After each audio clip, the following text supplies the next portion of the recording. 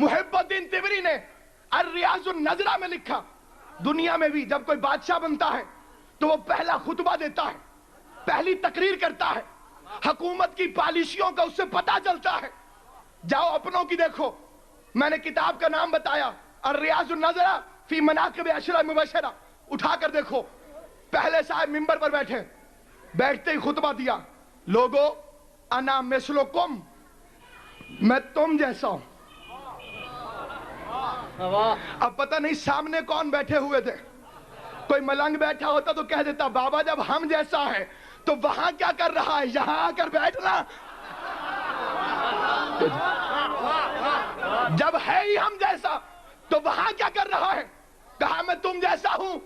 جب دیکھنا مجھ پر شیطان سوار ہو گیا تو میری پیروی چھوڑ دینا. جہالت کا اقرار ہے, علم کی خواہش ہے. یہ جہالت کا اقرار ہے, علم کی خواہش ہے. خدا کی قسم اسے شیعہ کہتے ہی نہیں ہیں جو صحابہ کا دشمن ہو, شیعہ کہتے ہی اسے ہیں جو صحابہ کا غلام ہو. اس لیے کہ ہمارا ایمان ہے کہ صحابہ کرام عرش پر ہوں تو ستارے ہیں, زمین پر ہوں تو ہدایت کے مینارے ہیں, قرآن کے ساتھ ہوں تو قرآن کے پارے ہیں, اہل بیت کے ساتھ ہوں تو سارے ہمارے ہیں.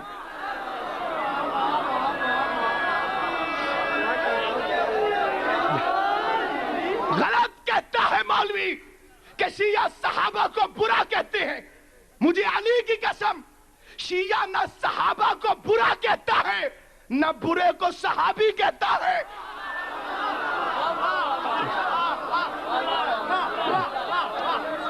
ہم نہ صحابہ کو برا سمجھتے ہیں نہ برے کو صحابی کہتے ہیں. صحابی کی عظمت بہت بلند ہے, صحابی کا مقام بہت بلند ہے. دوسرے صاحب منبر پر بیٹھے اور بیٹھتے یہ جملہ کہا, لوگو میں پہلے والوں سے برا ہوں. کتنی سچی بات کہی ہے. اور پھر سیاست کر گئے, بعد والوں سے اچھا ہوں. جب تک دیکھنا صحیح جا رہا ہوں تو پیچھے چلنا, جب دیکھنا کہ ٹیڑھا ہو گیا ہوں تو سیدھا کر دینا. جہالت کا اقرار ہے, علم کی خواہش ہے.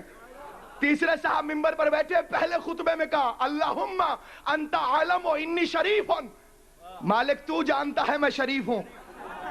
انی جاہل, میں جاہل ہوں, مجھے علم عطا فرما. پہلے نے کہا کہ جہالت کا اقرار ہے, علم کی خواہش ہے. دوسرے نے کہا جہالت کا اقرار ہے, علم کی خواہش ہے. تیسرے نے کہا جہالت کا اقرار ہے, علم کی خواہش ہے. کل کا دن آیا, مسجد کھچا کھچ بھری ہوئی ہے. علی منبر پر بیٹھنے کے لیے گھر سے نکلے. لوگوں نے سمجھا سونے کا تاج ہوگا, چاندی کی عبا ہوگی, لیکن محمد کا امامہ سر پہ رکھ کے, ابراہیم کی عبا دوش پہ رکھ کے, ادریس کے نالین قدموں میں پہنے ہوئے علی نے پہلا قدم اٹھایا, کائنات کا سر چکرایا. دوسرا قدم اٹھایا, دونوں جہان پہ قیامت آئی. تیسرا قدم اٹھایا, تثلیث پرستوں پہ قیامت ٹوٹی. علی نے چوتھا قدم اٹھایا, عیسیٰ چوتھا آسمان چھوڑ کر علی کی قدم بوسی کے لیے آیا.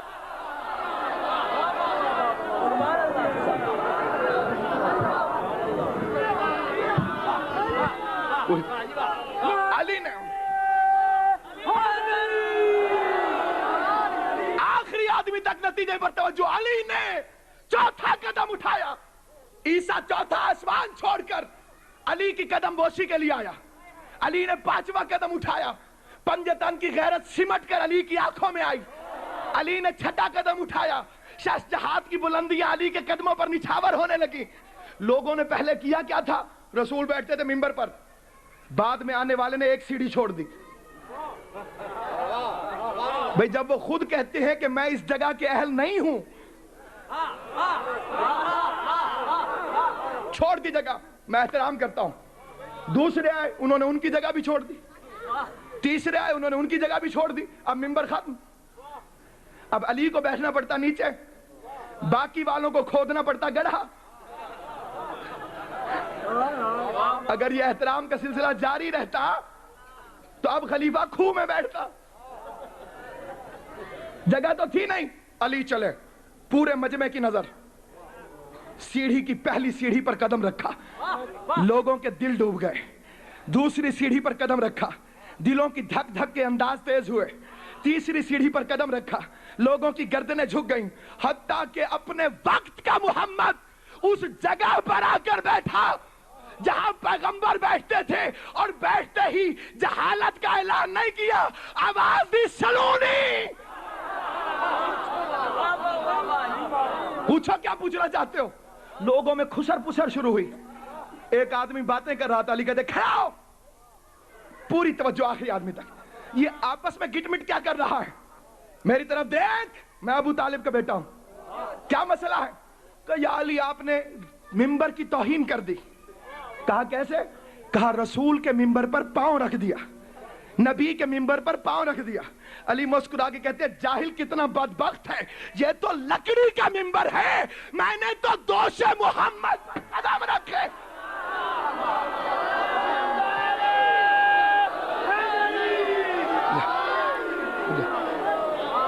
یہ تو لکڑی کا ممبر ہے، میں نے تو دوش پیغمبر پر قدم رکھے۔ اٹھا کے دیکھو سورہ نمل، حتی اذا اتوا الی وادی النمل قالت نملۃ یا ایھا النمل ادخلوا مساکنکم لیأتمنکم سلیمان وجنودہ وهم لا یشعرون فتبسم ضاحکا من قولها۔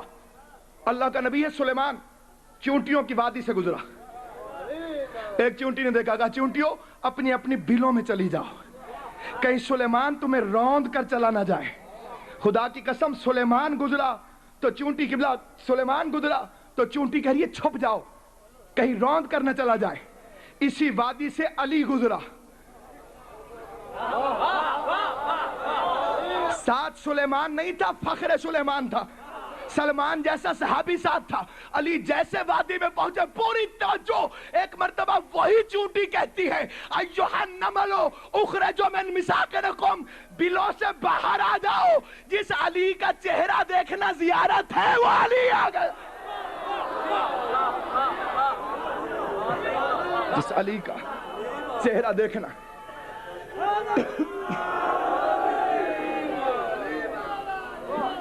آئے گا نعرہ علی مولا کا، لیکن توجہ چاہتا ہوں۔ مولوی بڑا چرچا کرتا ہے، یوسف بڑا خوبصورت، یوسف بڑا پیارا، یوسف بڑا خوبصورت۔ اچھا میں کسی مولوی سے قرآن رکھ کے پوچھنا، نبی نے کہا ہے کہ یوسف کا چہرہ دیکھنا عبادت ہے؟ توجہ نیاز حسین توجہ فرما، کبھی نبی نے کہا کہ یوسف کا چہرہ دیکھنا عبادت ہے؟ کہا نظرو الی وجہ علی ابن ابی طالب عبادت، علی کا چہرہ دیکھنا عبادت ہے۔ کیوں؟ فرق پتہ کیا ہے؟ یوسف لاکھ حسین صحیح، لیکن یوسف کا چہرہ یعقوب نبی کے بیٹے کا چہرہ ہے، علی کا چہرہ اللہ کا چہرہ ہے۔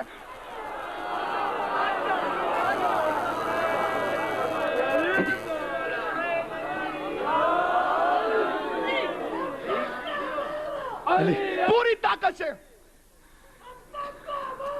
علی دونوں ہاتھ اٹھا کر علی کا نام لیا کریں، نعرہ حیدری۔ چونٹیوں اپنی اپنی بلوں سے باہر نکل جاؤ، علی آ گیا ہے، زیارت کرو۔ سلیمان آئے، کہا تو چھپ جاؤ، کہا کیوں؟ کہا روند کرنا چلے جائیں۔ مولوی کہتا ہے میں نبی جیسا، رات نبی جا رہے ہیں، ساتھ میں لشکر ہے، کوئی تو لشکری بھی سنتا چونٹی کی آواز کو کہ نبی نے کیا کہا ہے۔ جب تم آواز سننے میں برابر نہیں ہو، دیکھیے میں آپ کو مثال دوں، کائنات میں کوئی بھی پیدا ہو، مفتی اعظم کیوں نہ ہو، جب بھی پیدا ہوگا تو نجس ہوگا۔ بلکہ زیدی صاحب کہتے تھے اکیلا خود نجس نہیں ہوگا، جگہ بھی نجس، ماں بھی نجس، پیدا ایک ہوا نجس تین ہو گئے، خود بھی نجس ہو گیا، جگہ بھی نجس ہو گئی، ماں بھی نجس ہو گئی۔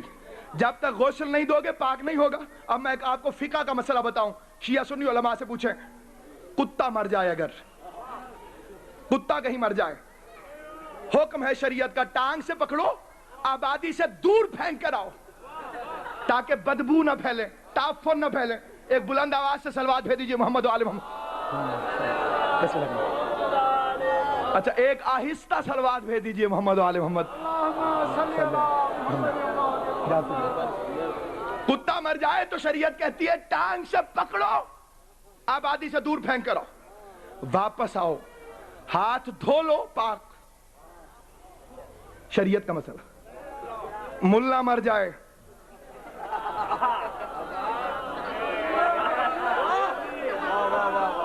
ٹھنڈا ہونے کے بعد ہاتھ لگاؤ، غسل واجب. یعنی اتنا نجس ہو گیا کہ جس نے ہاتھ بھی لگایا اس پر بھی مس میت کا غسل واجب ہو گیا. میری سمجھ نہیں آتی، مولوی پیدا ہو تب بھی نجس، مر جائے تب بھی نجس، یہ درمیانی حصہ محمد جیسا کیسے ہو گیا؟ دو نجاستوں کے درمیان رہنے والا میرے نبی جیسا کیسے ہو گیا؟ کہ اپنی اپنی بلوں میں چلے جاؤ، کہیں نبی کا لشکر تمہیں روند کرنا چلا جائے. نبی نے کہا اس چونٹی کو میرے پاس لاؤ. قصص الانبیاء کی ساری کتابیں. چونٹی آئی نبی کی ہتھیلی پر اور دیکھ کر پوچھا تجھے مجھ سے خطرہ ہے؟ سردار تھی، بے عقل سردار نہیں تھی. پاکستان نہیں ہے کہ بے عقلوں کو سرداریاں دے دی جائیں. دیکھ کے کہتی ہے اللہ کے نبی آپ سے خطرہ نہیں ہے، آپ کے لشکریوں سے خطرہ ہے. پتہ چلا خطرہ جب بھی ہو، چونٹی کو ہو، دسترخوان کو ہو، نبی سے نہیں ہوتا، نبی کے لشکریوں سے ہوتا. کہا آپ سے خطرہ نہیں ہے. اور خدا کی قسم اس جملے پر توجہ کیجئے گا کہ اللہ کے نبی اس بھرے لشکر میں معصوم تو ایک آپ ہیں، غیر معصوم سے تو مجھے ڈرنے کا حق ہے، معصوم سے کیسے ڈروں؟ اب یہ جملہ اٹھا کر دیکھیے تاریخ میں. نبی فرماتے ہیں تو افضل ہے یا میں؟ پوچھ کون رہا ہے سائیں؟ حضرت سلیمان ابن داؤد کہ جس کا تخت ہوا میں اڑتا ہے، جو جنوں کا بھی نبی ہے، انسانوں کا بھی نبی ہے. تو افضل ہے یا میں؟ پوری توجہ ایک ایک آدمی کی. تو افضل ہے یا میں؟ دیکھ کے کہتی ہے اللہ کے نبی اگر حق کہوں تو یہ ہے کہ اس وقت تو میں آپ سے افضل ہوں. نیاز حسینی جملے پر توجہ کر لینا. اس وقت تو میں آپ سے افضل ہوں. کہا دلیل پیش کر. کہا اللہ کے نبی آپ کے قدم ہیں مٹی پر، میرے قدم ہیں نبی کی ہتھیلی پر. اور اندھے ملا تجھے سلیمان کی ہتھیلی پر بیٹھی ہوئی چونٹی تو نظر آ گئی، محمد کے دوش پر کھڑا ہوا علی نظر نہیں. اب علی مولا، علی مولا، علی مولا، دونوں ہاتھ اٹھا کر پوری طاقت کے ساتھ علی مولا، علی مولا، علی مولا، زبان کے ساتھ دل بولا علی مولا، علی مولا، علی نعرہ حیدری. پوری دنیا کہہ رہی تھی یا علی مبارک ہو. علی چپ. سارے کہہ رہے یا علی مبارک ہو، یا علی مبارک ہو. یا بوڑھا سلمان اٹھا، ایک دیکھ کے کہتا سلمان تو مبارک نہیں دے گا؟ کہا یا علی میں بھی مبارک دوں گا لیکن ان جاہلوں کی طرح نہیں دوں گا. سنگ ایسے تو 10ویں درجے پر نہیں ہے سلمان، عقل اور شعور رکھتا تھا. آگے بڑھا، پوری دنیا دیکھ رہی ہے سلمان مبارک کیسے دیتے. بوڑھا صاحبی کمر ٹھیک کر کے کہتا ہے خلافت تجھے مبارک ہو، تجھے علی نے قبول کر لیا ہے. تجھے مبارک ہو، اے خلافت تجھے مبارک ہو. کبھی زندگی رہی تو انشاءاللہ آپ کی خدمت میں عرض کروں گا. بھائی تشریف لے آئے ہیں، دامن وقت کی غربت، میرے بھائی کی مولا اس عظیم عبادت کو قبول فرمائے. بس ایک جملہ کہتا ہوں، قسمت علی کی خود ابو الفضائل اور بیٹی ام المصائب. کائنات میں علی جتنا امیر کوئی نہیں اور زینب جتنی غریب کوئی نہیں. اجرکم اللہ. مولا آپ کو کوئی غم نہ دے سوائے غم حسین کے. میرے استاد مرحوم نے کہا تھا، علامہ عرفان حیدر عابدی صاحب قبلہ نے، کہ نہ جانے کتنے ہیں آنسو غم حسین کے نام. نہ جانے کتنے ہیں آنسو غم حسین کے نام، یہ بات اب تو سمندر بھی سوچتا ہوگا. ساری دنیا ہے روئی حسین کو، لیکن جیسے زینب روئی ہے ایسے تاریخ میں کوئی نہیں رویا. عزاداران امام مظلوم، بس میں 4 جملے اپنی بی بی کے پڑھ کے ممبر چھوڑ رہا ہوں. 1 سال کی قید نبھا کر واپس مدینے کے باہر آ کر سید سجاد سے پوچھتی ہے، سجاد یہ کون سا شہر ہے؟ سندھ کے غیور مومنوں، میں مصائب میں ایک فکر دے کر جانا چاہتا ہوں. 17 سے زیادہ مقامات تاریخ میں ہیں جب لوگوں نے علی کی بیٹی کو نہیں پہچانا. راستے کی کنیزوں نے نہیں پہچانا, کوفے میں قرآن پڑھنے والیوں نے نہیں پہچانا. حد ہو گئی ہے. جب واپس آئی ہے نا اور اپنے گھر میں بیٹھی تھی, شوہر دیکھ کے کہتا ہے اپنی بیٹیوں سے, کلثوم ہے میری بیوی کی بیٹی کا نام, دیکھ کے کہا بیٹا کلثوم میں نے نہیں کہا تھا کہ جب بھی کوئی سائلہ آئے تو زیادہ دیر بچھایا نہ کرو؟ نہیں پہچانا شوہر نے, کنیزوں نے نہیں پہچانا, غلاموں نے نہیں پہچانا, زندان میں ہندا نے نہیں پہچانا, قدم قدم پر کسی نے نہیں پہچانا. مجھے ایک بات کا جواب دو غیور شیعہ, سنی شیعہ بھائیوں, بات سمجھ میں آتی ہے, لوگوں نے نہیں پہچانا بی بی کو. مجھے قرآن کے 30 سپاروں کی قسم, مجھے علی کی عصمت کی قسم, میں نے سید سجاد کا ایک جملہ پڑھا, کیوں نہیں پہچانا لوگوں نے بی بی کو؟ مجھ سے پوچھو کیوں نہیں پہچانا بی بی کو, تو میرا چوتھا امام فرماتا ہے, معصوم عصمت فرماتی ہے کہ جیسے جیسے ہم شہروں میں پہنچتے, ندا دینے والا اعلان کرتا, کوئی ہے جس نے خیبر کا بدلہ علی سے لینا ہو؟ کوئی ہے جس نے خندق کا بدلہ علی سے لینا ہو؟ اگر مصلے پر یاد آ جائے تو یہ جملہ دعا ضرور دے لینا. میرا معصوم غیور امام رو کے کہتا ہے کہ جب یہ جملے کہا جاتے تھے تو لوگ جھولیوں میں پتھر بھر کر چھتوں پر چڑھ جاتے تھے, پتھروں کی بارش ہوتی تھی. امام فرماتے جب بارش رکتی تھی میں پھوپھی کو نہیں پہچانتا تھا, پھوپھی مجھے.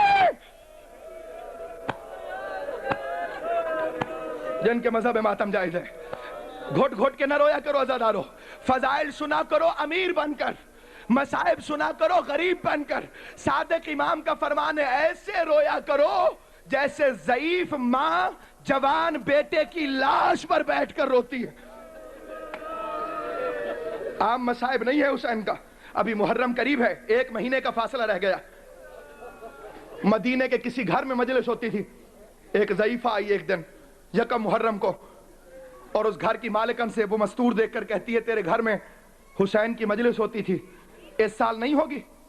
تو وہ مالکن کہتی ہے میری ایک کنیز تھی جو میرے گھر کے کام کرتی تھی, وہ اس سال انتقال کر گئی ہے, میں کام کاج کر نہیں سکتی, لہذا اس سال امام حسین کی مجلس میرے گھر نہیں ہوگی.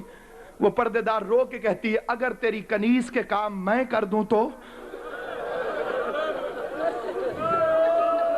جملہ میں کہہ گیا, جو کام تیری کنیز کرتی تھی اگر میں کر دوں تو؟ کہا تب حسین کی مجلس کرواؤں گی. کہا اچھا. سارا دن سید بیٹھے ہو مجھے معاف کرنا, وہ مستور آتی جھاڑو دیتی, صف عزا بچھاتی, برتن صاف کر کے نیاز پکاتی, ہر آنے والے کا دروازے پر استقبال کرتی, ساروں کو نیاز کھلاتی, پھر گھر کی صفائی کر کے چلی جاتی. 10 دن وہ آتی رہی, مجلس ہوتی رہی.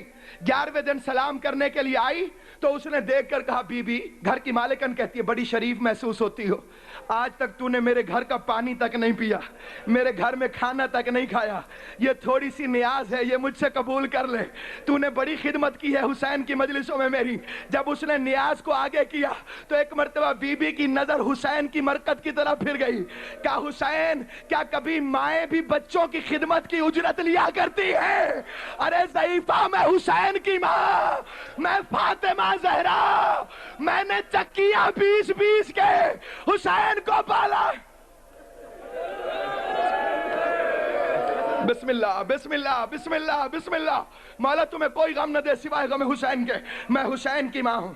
مائیں کبھی اولاد کی خدمت کی اجرت نہیں لیا کرتی. عزادارو اس بی بی کو خوش کرنے کے لیے آنسو ضرور بہایا کرو.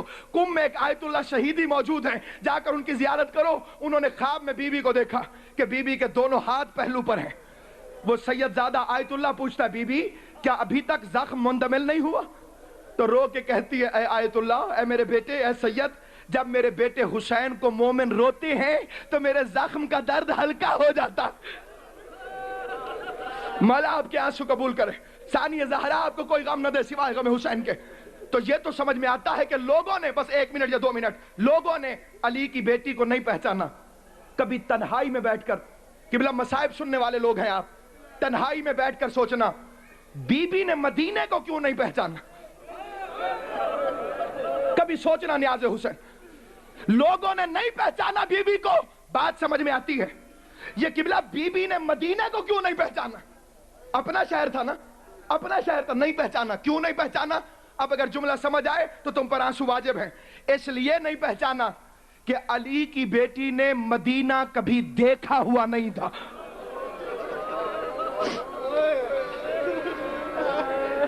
کبھی نانا کا شہر دیکھا ہوتا تو پہچانتی, اپنا شہر بھی نہیں دیکھا ہوا تھا. روتے اسی لیے ہیں کہ یہی بیوی 36 شہروں میں چادر مانگتی گئی ہے. کہا سجاد اگر مدینہ ہے مجھے نانا کی قبر پر لے جا. پہنچی. علامہ مجلسی جیسا عالم لکھتا ہے نزلت زینب من الجمل کما نزلت عباس من الفرس. نانا کے روزے پر اونٹ سے ایسے گری جیسے غازی گھوڑے سے گرا تھا. پھر اٹھی نہیں ہے, بیٹھ گئی. کہا ساری زیارت کر لو, میں آخر میں زیارت کروں گی. حجرہ فارغ ہوا. کہا سجاد خالی ہو گیا حجرہ؟ ہاں پھوپھی اماں. علی کی علی بیٹی اٹھی, دیوڑی رسول میں ہاتھ ڈالا. مولا امام حسین تمہیں رسول کی دیوڑی کی زیارت کرائے. علی کی علی بیٹی کافی دیر چپ کھڑی رہی. 1 گھنٹہ چپ رہنے کے بعد 4 جملے کہے. چوتھے جملے پر میں قبلہ و کعبہ کو منبر دے رہا ہوں. کھڑی رہی چپ. 1 گھنٹے کے بعد پہلا جملہ رو کے کہتی ہے زمانے کا رسول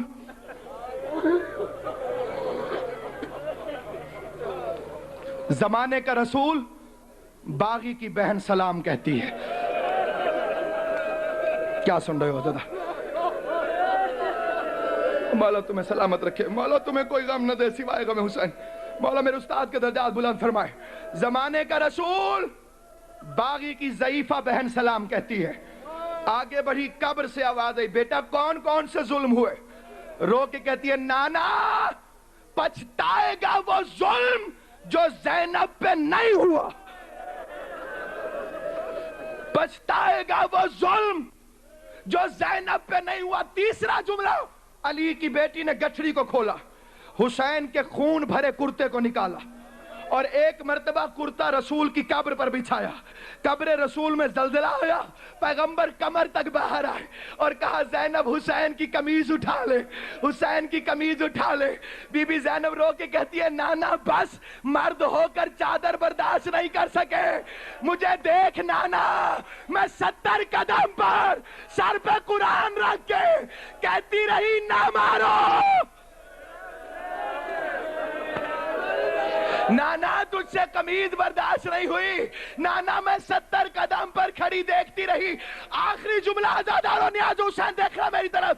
علی کی بیٹی پیچھے ہٹی اور کہا نانا اگر تیرے پہلو میں یہ 2 نامحرم نہ ہوتے تو آستینوں سے کپڑا ہٹا کر تجھے دکھاتی کہ 36 شہروں میں کس طرح سے ہتھ کڑیاں پہ